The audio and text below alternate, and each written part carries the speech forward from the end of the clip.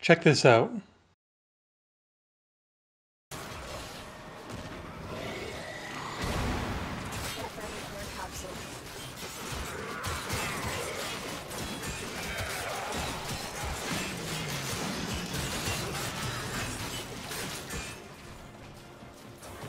Listen, right off the bat, I'm not 100% sure what this video is. I mean, it's not entirely a build video because it uses a ribbon that you might not be able to get, and it uses one of those Infested Zaw stabs, which you just can't get anymore.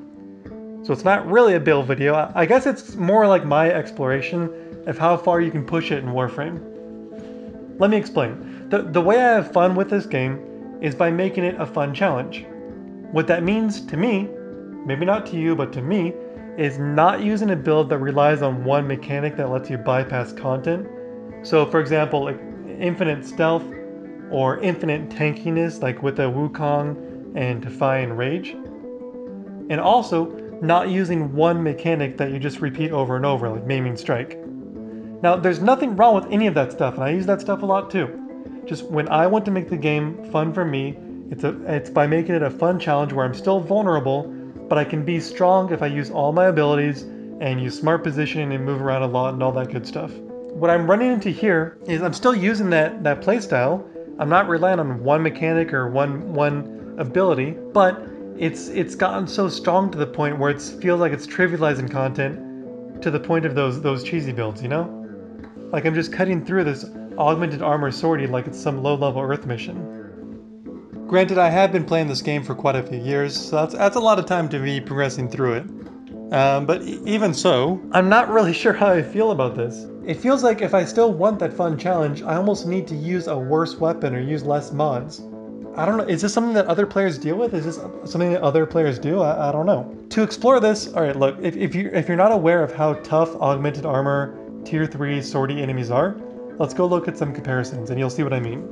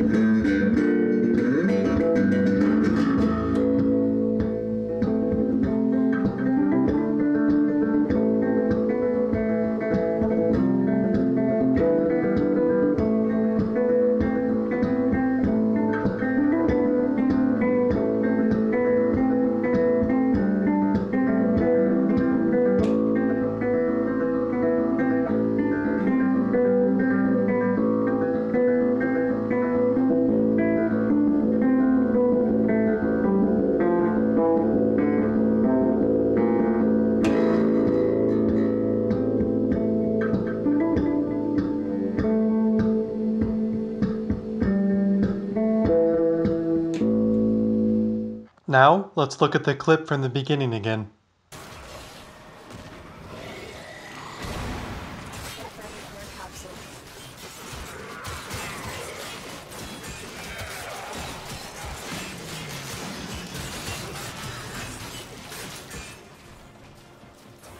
Just for good measure, here's a clip of the build specifically taking out one of the tougher enemies that those other weapons were struggling with.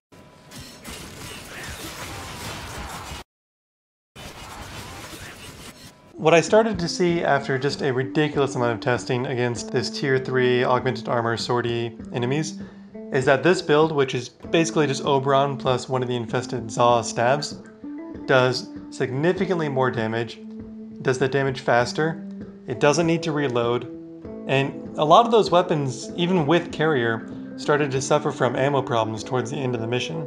I did also test it against Tigress Prime.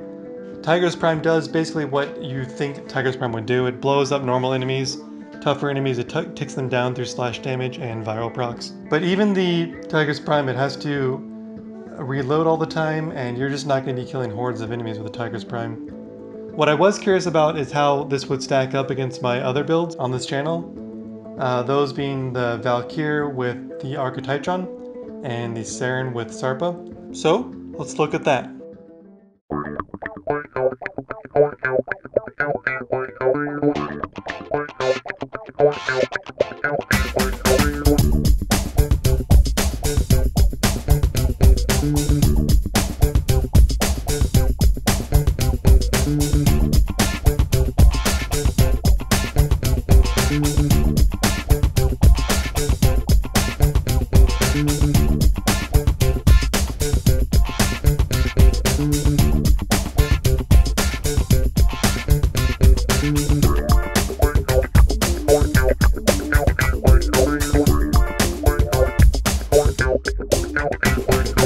Yeah, I had a fourth box to fill, so I threw in an extra test with the Saren and the Zaw.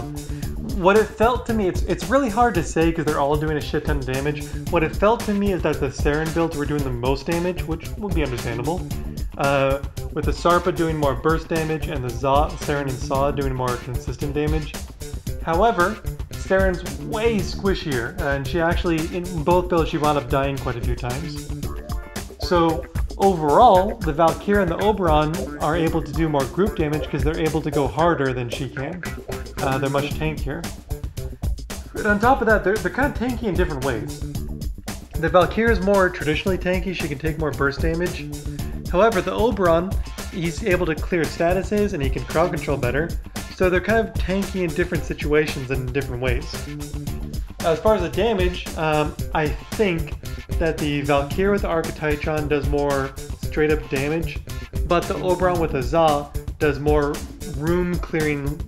The range on that Zaw is unreal. It's crazy. So you're just swinging in and clearing entire rooms. As far as my favorite, I'm gonna cop out and not choose a favorite. Sorry. The Oberon right now is my favorite because he's doing crazy damage with the Zaw, and Oberon provides a ton of utility. However, that Valkyrie is still my baby. I still love it a lot. They're both great. So let's go look at how you build that Oberon. Like I said, this isn't really a build video, but let's take a look at the build, okay? Here's the melee build. I'm using the Infested Zaw staff because I already had the ribbon for it. If you have the polearm instead, that's fine. If you only have the Zaw staff that's not infested, maybe it's good too. I don't know, I haven't tried it.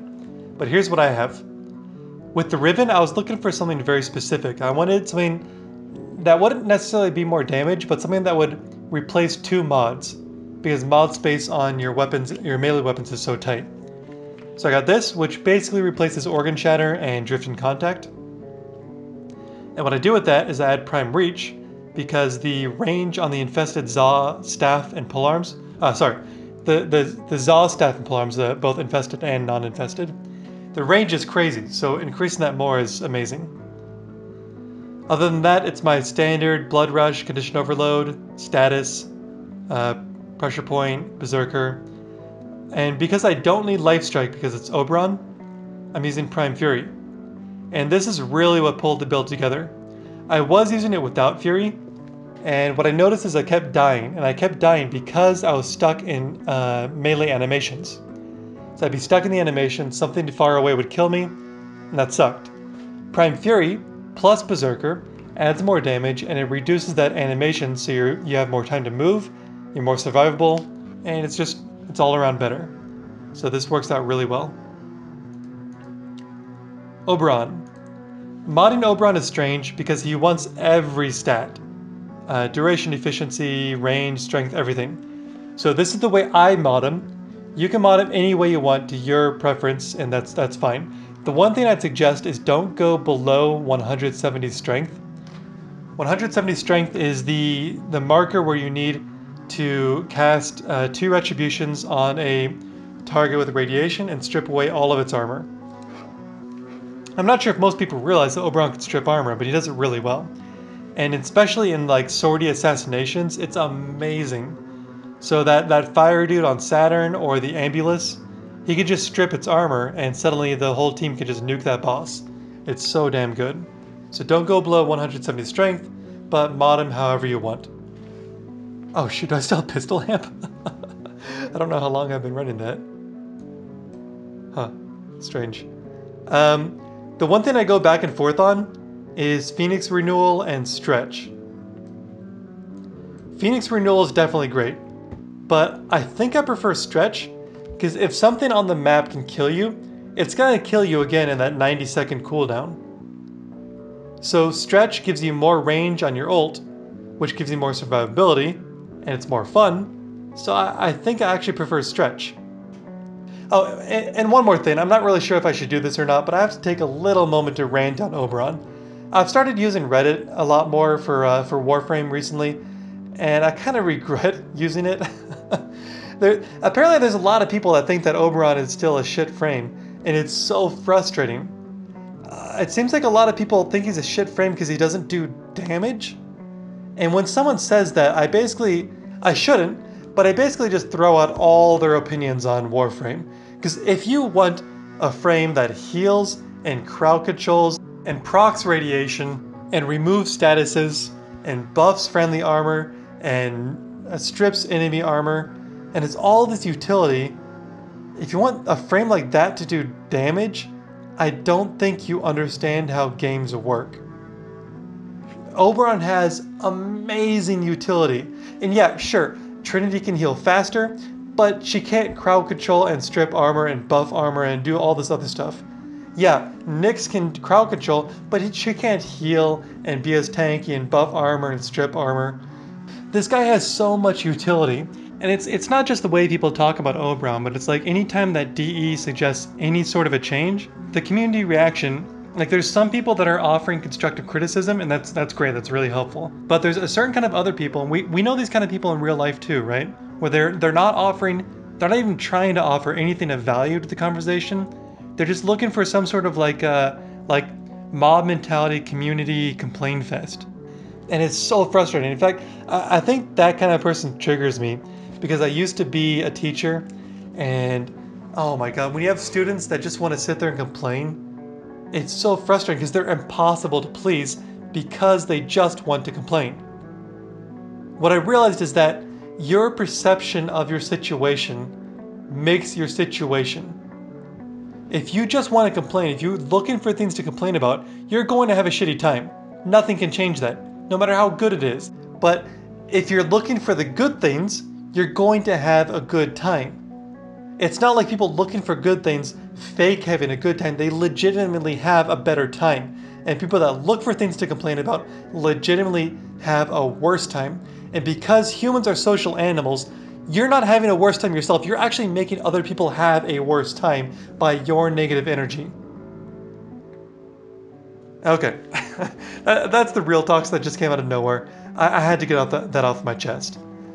So, here's the Oberon. Here's the Zaw. Here's my Adarza Kavat, which I love. That's the build. Here's some more action clips.